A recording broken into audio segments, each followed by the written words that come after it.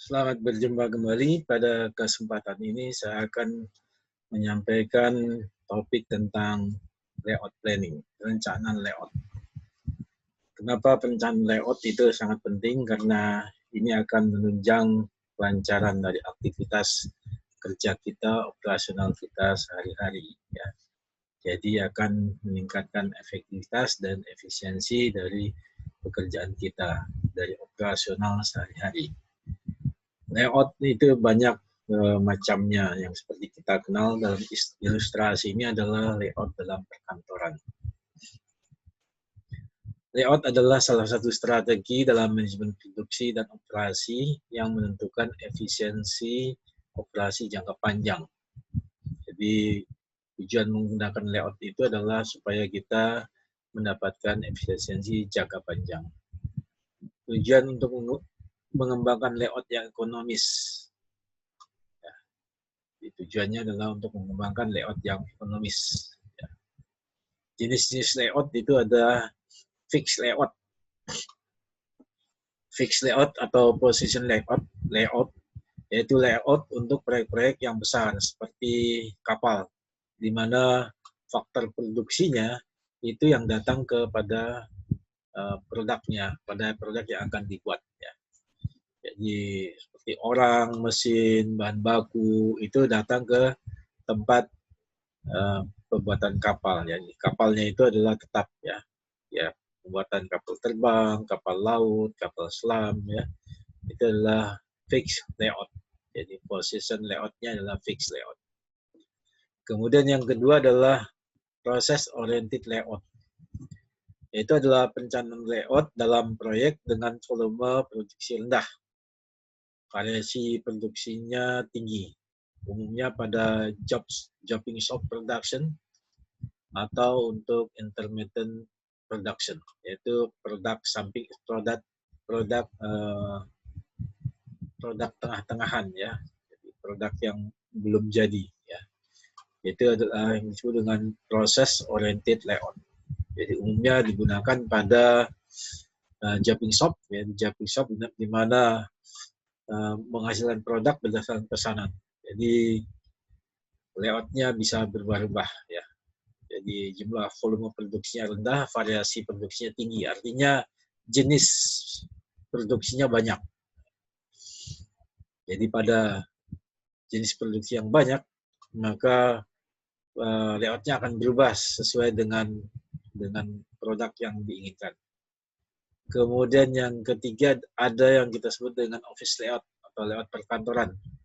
Adalah usaha menempatkan pekerja, peralatan yang dipakai, serta merancang ruang untuk memungkinkan mudahnya pertukaran informasi. Ya. Jadi dengan demikian maka untuk office layout tersebut harus dirancang dulu alur dari informasi. Kemudian setelah alur dari informasi kita rancang, kemudian siapa yang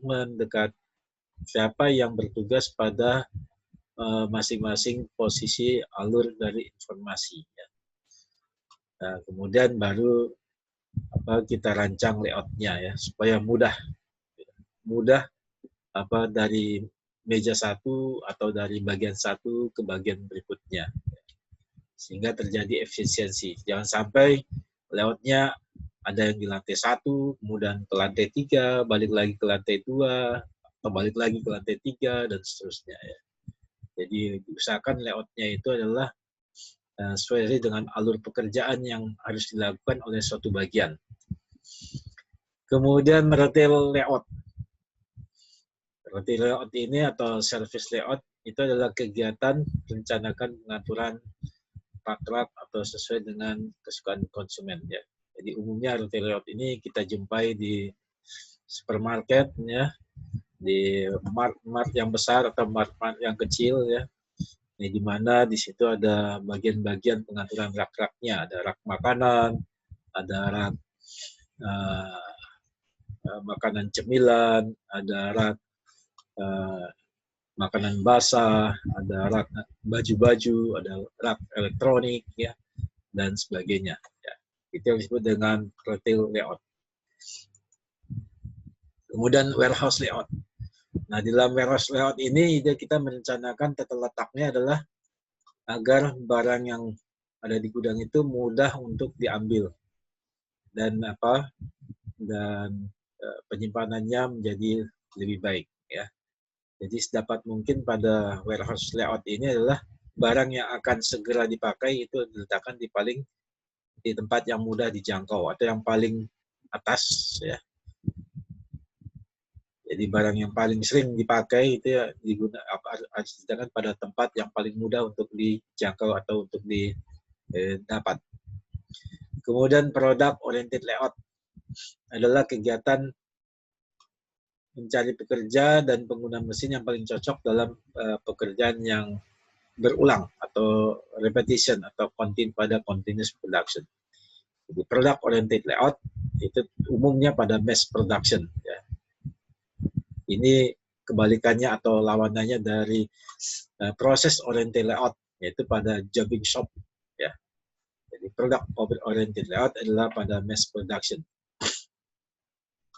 Nah, itulah jenis-jenis layout yang pada umumnya ada 6 jenis layout ya.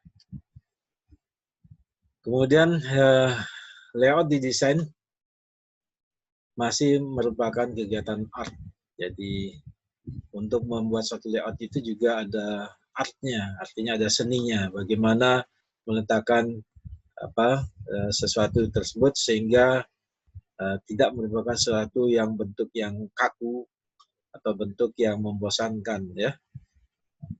Oleh karena itu meletakkan layout ya itu sangat penting bagi suasana pekerjaan ya.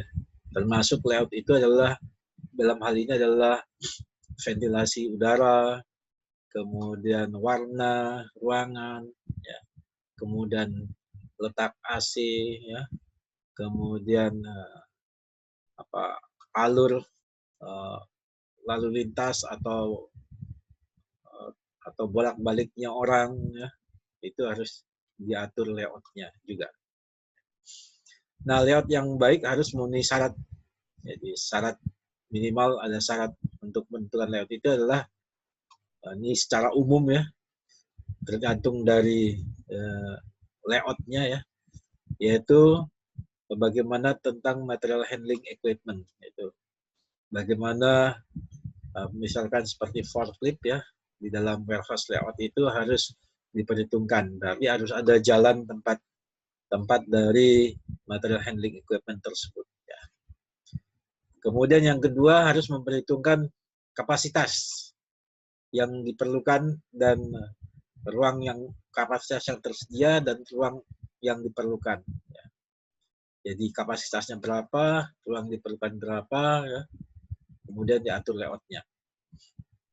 Kemudian environment dan estetika.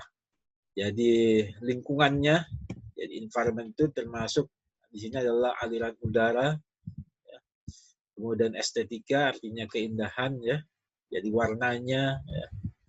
Kemudian bentuk dari peralatannya atau perabot-perabotnya ya.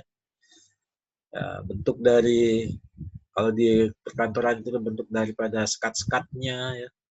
Jadi itu termasuk bagian daripada layout ya.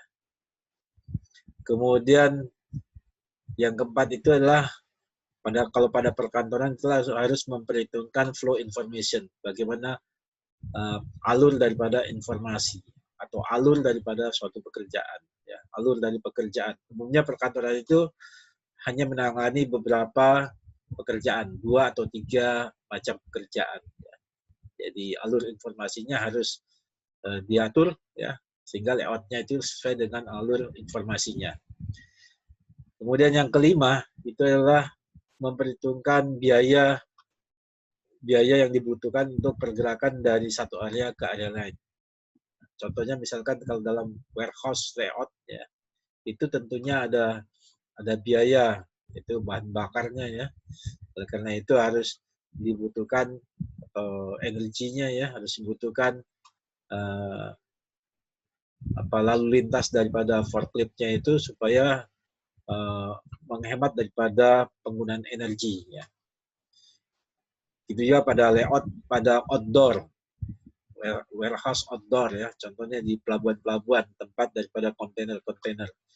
Nah, tentunya ini sangat menarik ya, bagaimana mengatur layout di suatu pelabuhan ya, yang mana harus diperhitungkan pada biaya dari pergerakan dari atau operasional dari kontainer-kontainer tadi.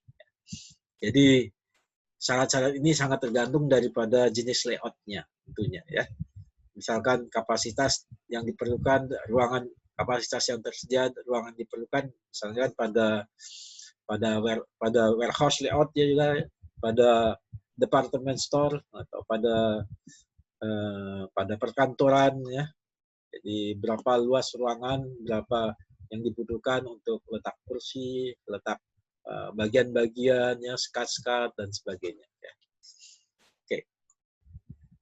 Nah, konsep layout jenis fungsi operasional dalam perusahaan manufaktur dan jasa pelayanan dapat dibagi. Ya. Nah, fungsi operasionalnya itu ada intermittent operation, artinya operasional yang perantara ya, artinya yang dia hanya operasional sebagian-sebagian. Kemudian juga ada yang disebut dengan continuous operation. Ya, continuous operation ini adalah operasi yang dari A sampai Z. Nah, umumnya intermittent operation ini ditandai oleh made to order. Ya, jadi berdasarkan pesanan, volume rendah, tenaga kerja tinggi.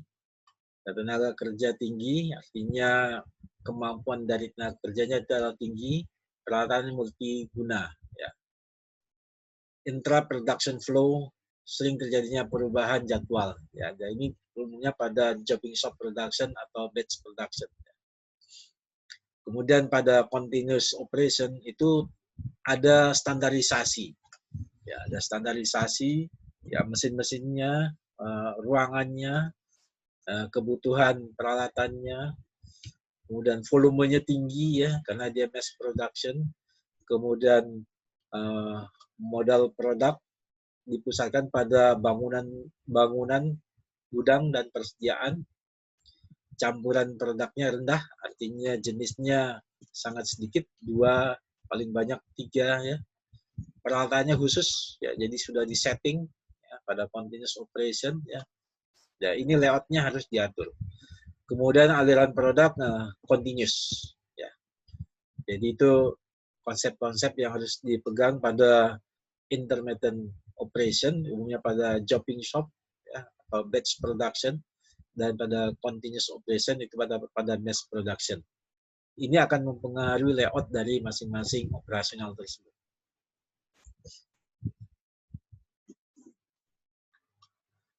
Layout adalah lokasi fisik atau konfigurasi departemen tempat kerja dari peralatan dalam proses konversi. Ya, jadi kita sudah mempelajari tentang proses konversi, ada input, ada proses, ada output, kemudian ada feedback. Ya. Jadi layout itu disusun juga berdasarkan dari konfigurasi dalam proses konversi dari faktor-faktor produksi. Proses oriented layout yang tadi kita sudah bahas, kalau proses oriented layout itu umumnya pada jobbing shop production, penataan sesuai dengan fungsinya. Ya. Pada produk oriented layout, penataan pada satu garis lurus, pada satu garis. Ya. Ya. Yang penting ada continuous, sehingga memenuhi satu urutan. Jadi ada urutan dari mesin 1, mesin 2, mesin 3, dan seterusnya, dengan tugas pekerjaan yang diminta. Fixed position layout, produk tetap pada satu lokasi, peralatan dan pekerjanya tetap, artinya peralatan dan pekerjanya datang kepada tempat daripada lokasi daripada produk. Nah, dalam mengembangkan produk layout, aspek yang terpenting, jadi produk layout ini pada mass production, itu kita harus memperhitungkan kapasitas produksi, kemudian urutan produksi, sehingga kita bisa menghitung efisiensi daripada layout tersebut. Untuk memudahkannya, saya berikan contoh pada kasus berikut. Sebuah pabrik sedang mengembangkan fasilitas pabrik untuk membuat jendela aluminium. Kapasitas yang diinginkan per harinya adalah 320 jendela. Jadi harus menghasilkan 320 jendela. Nah, tentatif layout perakitannya adalah sebagai berikut, ya. Tentatif layoutnya adalah sebagai berikut. Ini ada 6 station. Yang station 1 itu melaksanakan tugas A, station 2 melaksanakan tugas B, station 3 melaksanakan tugas C dan D, station 4 melaksanakan tugas E dan F, station 5 melaksanakan tugas G, station 6 melaksanakan tugas H. Apa tugasnya? Kita lihat pada slide berikut, ya. Itu tugas A itu adalah assembly frame. Jadi menghasilkan frame. Kemudian yang B itu adalah kegiatannya adalah install rubber. Menginstall karet, ya. Karet untuk frame tadi. Kemudian yang C itu adalah insert screen. Kemudian yang D insert LED. Kemudian yang E itu adalah install handle. Kemudian yang F itu install glass panel. Yang G itu adalah cover frame screen. Yang H itu adalah packaging. Masing-masing tugas ini ada waktu pelaksananya, yaitu pada kolom berikut pada time, ya.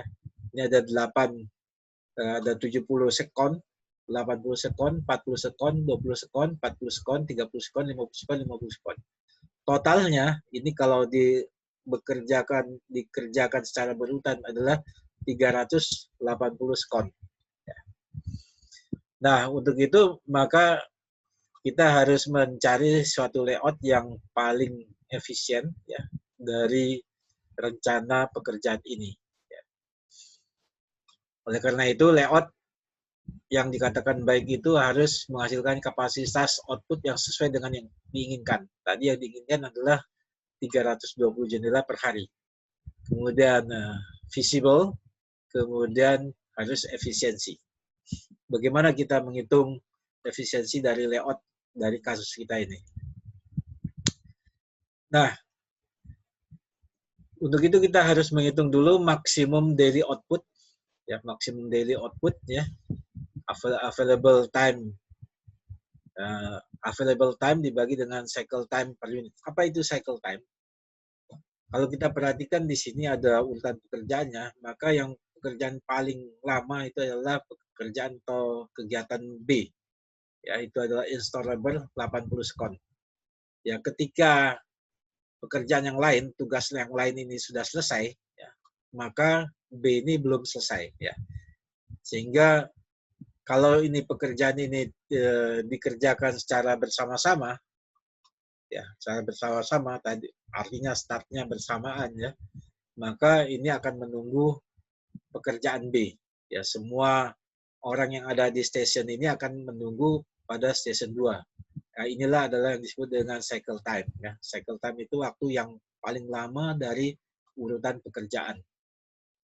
Nah, kalau kita menggunakan cycle time ini untuk jadinya satu produk, ya, karena ini dikerjakan bersama-sama, artinya station 1 sampai 6 itu dilakukan bersama-sama, maka setiap 80 sekon itu akan terjadi satu atau selesai satu produk. Sehingga kita dapatkan maksimum daily output dalam satu hari. Jika satu hari itu adalah 8 jam, kemudian 1 jam itu adalah 60 menit, dan 1 menit itu adalah 60 sekon, maka 8 jam dikalikan 3.600 sekon. Kemudian dibagi dengan 80 sekon. Yaitu tadi yang tugas dari B itu yang 80 sekon. Maka kita dapatkan 360 unit. Ya. Jadi dengan hanya menggunakan cycle time 80 sekon, itu kita sudah menghasilkan produk sebanyak 360 unit. Ya. Nah, di sini 8 jam tersebut ini belum termasuk waktu istirahat. Ya. Atau diasumsikan 8 jam ini adalah ada pergantian pekerjaan, tapi itu pun juga ada selang waktu, ya, antara pergantian pekerjaan. Jadi dalam perhitungan ini belum dimasukkan waktu istirahat dan atau waktu pergantian pekerja. Nah, sehingga tadi kebutuhan dalam satu hari itu adalah 320 unit. Sedangkan dengan cycle time 80 sekon, kita menghasilkan 360 unit. Sehingga dapat dikatakan layout yang pertama tadi, yang sudah kita rencanakan tadi itu sudah memenuhi syarat. Nah, alternatif lainnya adalah bagaimana kita membuat layout itu lebih efisien lagi. Nah, suatu layout lebih efisien itu apabila ada pekerjaan yang bisa digabungkan lagi, ya, sehingga banyaknya station berkurang atau banyaknya operatornya berkurang. Ya. Jadi itu akan meningkatkan efisiensi. Nah, maksimum, oleh karena itu kita bisa menghitung maksimum cycle time yang diperbolehkan, ya, atau maksimum allowable cycle time. Jadi cycle time waktu yang tersedia dibagi dengan banyaknya unit yang diinginkan. Nah, sedangkan waktu yang tersedia adalah 8 jam dikalikan dengan 3.600 sekon. Kemudian kita bagi dengan banyaknya unit dalam satu hari yang diinginkan adalah 320 unit. Maka cycle time-nya adalah 90 sekon. Nah, kalau cycle-nya 90 sekon, berarti kita harus merubah konfigurasinya atau layout-nya, ya, yang tadi konfigurasi layout yang ini, ya, yang ini kita rubah sedemikian rupa sehingga cycle time-nya adalah 80. Artinya pekerjaan-pekerjaan itu kita gabung-gabungkan, ya, sehingga banyaknya station itu akan berkurang, ya. Tapi masing-masing station itu tidak boleh lebih dari 90 sekon. Nah, jika kita kita menggunakan cycle time 90 sekon dengan layout yang pertama, ya, dengan layout yang pertama, ya, 90 sekon dengan layout yang pertama, maka di sini dapat kita hitung efisiensinya, ya. Jadi masing-masing station itu dianggap 90 sekon waktu yang tersedianya, sehingga totalnya itu adalah 90 dikalikan 6, 540 sekon. Kemudian task time-nya, ya, di sini kita kembali ke diagram daripada layout, ya. Di situ A 70, B 80, kemudian C dan D dijadikan 1, E dan F dijadikan 1, ya. Jadi C dan D itu jadikan 1 menjadi 60 sekon.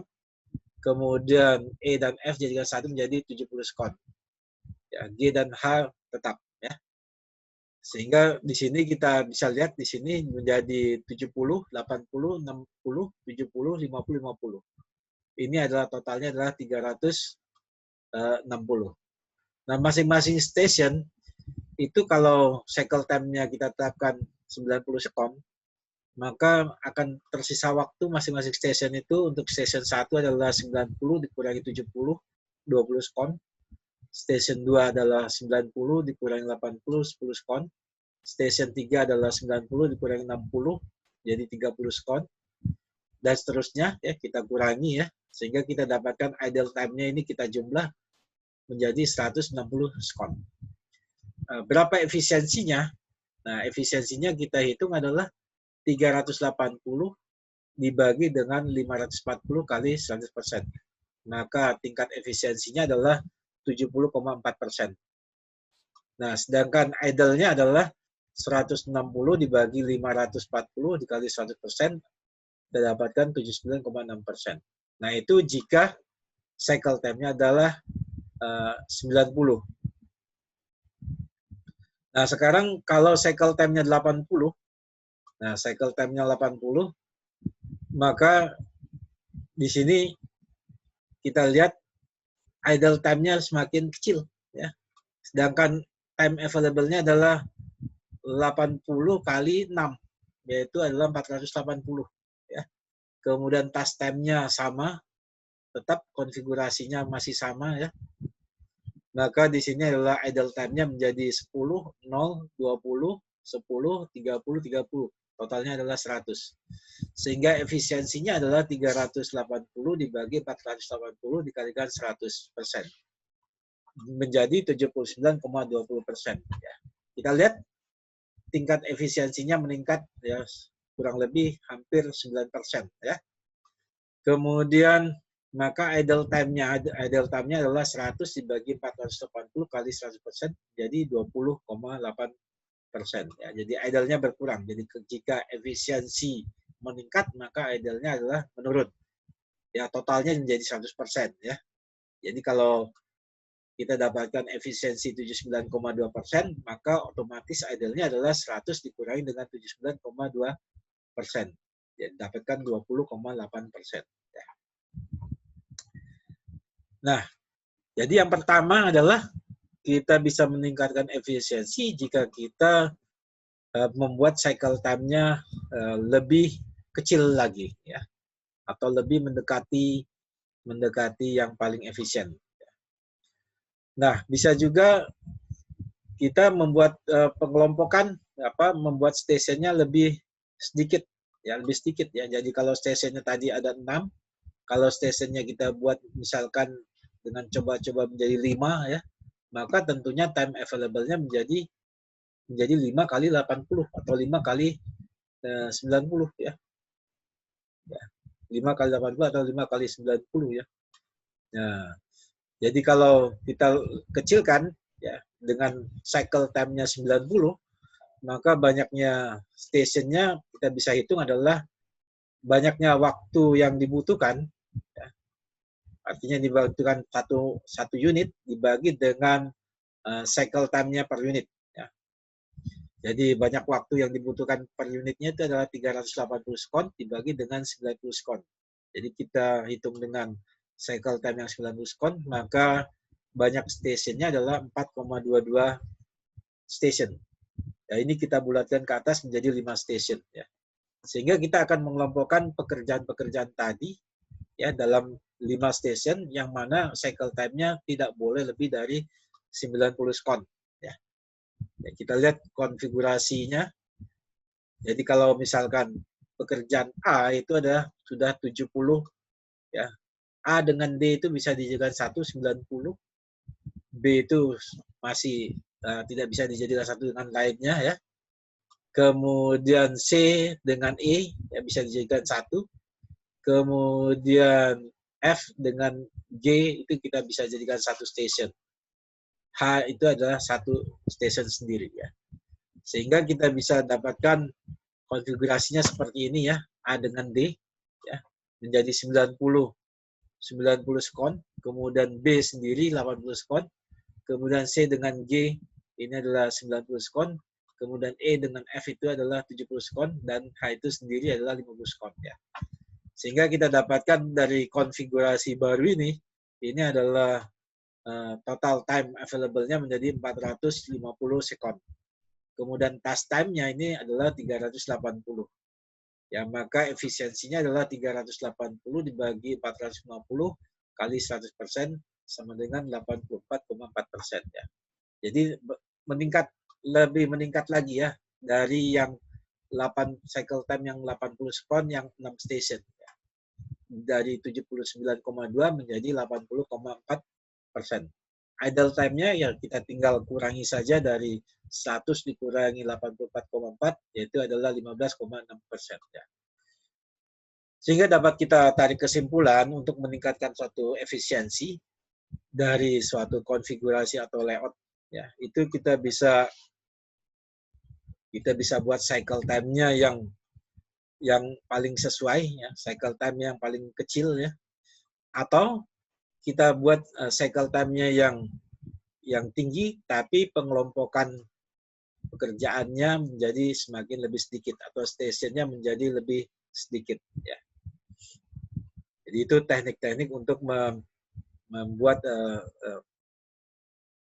rangkaian pekerjaan menjadi lebih efisien, ya. Nah, ini dengan asumsi bahwasanya semua pekerjaan atau semua station yang dilakukan oleh masing-masing operator itu dikerjakan secara bersama-sama sehingga dapat menghasilkan suatu produk.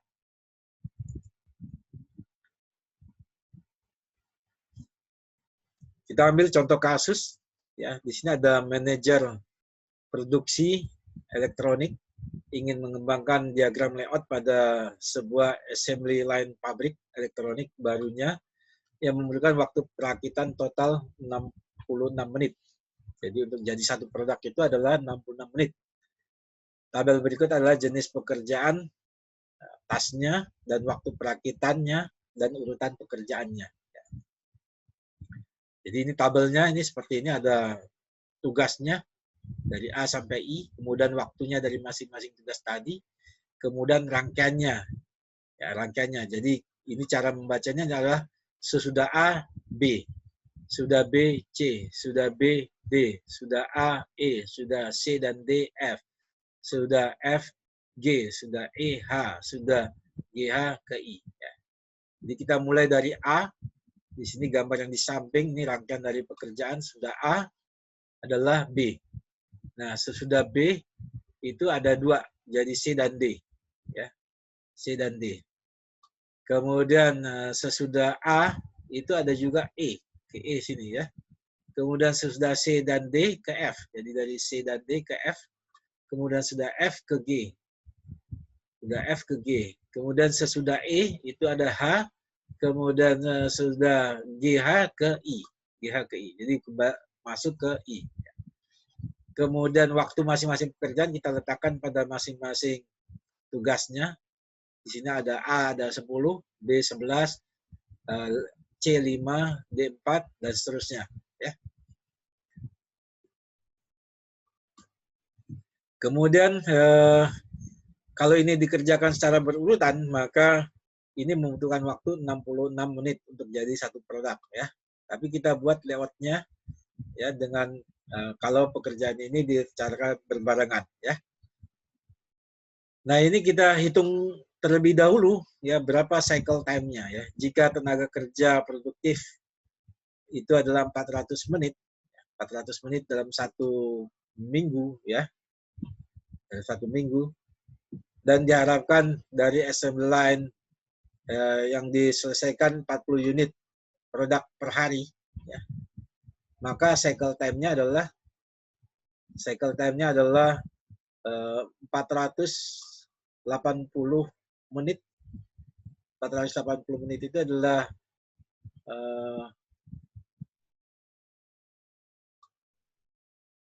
kalau kita bagi 60 itu adalah 8 jam per hari ya. Jadi 8 jam per hari ya, dibagi dengan 60 menit ya. Maka ini adalah 8 jam per hari ya. Kemudian karena produk yang dibutuhkan itu adalah 40 unit ya, maka cycle time-nya adalah 480 dibagi dengan 40 maka 12 menit per unit. Nah, oleh karena itu maka masing-masing pekerjaan ini harus kita kelompokkan dalam paling banyak adalah 12 menit ya. Nah, kita lihat dari rangkaian pekerjaan tadi, yang A ini sudah 10 menit. Ya, berarti ini satu station. Kemudian yang B sudah 11 menit satu station. Yang E sudah 12 menit satu station sendiri ya. Nah, kalau yang C, D dan F ini sudah berapa? Sudah 12 menit ya, berarti ini satu station ya, satu station. Kemudian G dan I ini satu station ya. Ya, sehingga kita dapatkan ini satu station, 2 station, 3 station, 4 station, 5 station, berarti ada 6 station ya. Berarti pengelompokannya seperti ini ya. Berarti ini adalah yang station 1, station 2, station 3, station 4, station 5, station 6 ya. Jadi ada 6 station. Nah, untuk mengetahui banyaknya station, tadi kita sudah dapat cycle time-nya 12 menit, maka banyaknya station itu kita bisa hitung 66 menit dibagi dengan 12 menit, itu adalah 5,5. Ya, kita bulatkan ke atas menjadi 6 station. Ya, sehingga cocok dengan dengan konfigurasi yang sudah kita lakukan adalah 6 station. Nah, kalau sudah seperti ini, kemudian kita hitung efisiensinya ya. Jadi kalau tadi time available-nya terjadi masing-masing station adalah 12 menit, maka untuk yang A itu idle-nya 2 menit, yang station 2 ini idle-nya adalah 1 menit, yang station 4 ini idle-nya adalah 0, station 3 ini idle-nya 0, kemudian station 5 idle-nya 1, kemudian yang station 6 ini idle-nya adalah 2. Ya, sehingga kita bisa dapatkan seperti ini, maka time available-nya adalah 12 kali 6 menit, 72 menit. Task time-nya ini adalah kita jumlahkan task time tadi, yaitu adalah 66 menit. Ya. Kemudian idle time-nya ini adalah time available dikurangi dengan task time. Nah, totalnya adalah 6 menit. Ya, maka efisiensinya adalah 66 per 72 dikalikan 100%. Itu adalah 91%. Idle-nya adalah 6 dibagi dengan 72 kali 1% adalah 8,3%. Ya. Nah, sekarang jika kita membuat satu perumpamaan, jika stationnya kita buat 7, ya, kita buat 7 station ya, berarti 66 dibagi 7 kali 12 ya. Jadi 66 dibagi 7, 66 itu adalah task time-nya. Kemudian kalau 7 station berarti ada 7 kali 12 menit ya. Maka ternyata efisiensinya hanya 78,6%. Jadi kurang efisien ya. Jadi yang efisien itu adalah dengan banyaknya station sebanyak 6 dengan cycle time-nya adalah 12. Demikian penjelasan atau ulasan atau pembahasan dari layout. Jadi layout yang saya sampaikan di sini adalah layout untuk mass production ya, yang dimana asumsinya adalah dalam layout mass production-nya adalah pekerjaan itu dikerjakan secara berbarengan ya, secara berbarengan. Sehingga kita bisa menghitung time available-nya, task time-nya, dan idle time-nya, yang pada akhirnya kita bisa menghitung efisiensi dan idle-nya berapa persen. Nah, semoga penjelasan ini bisa dapat diaplikasikan dalam kerjaan sehari-hari.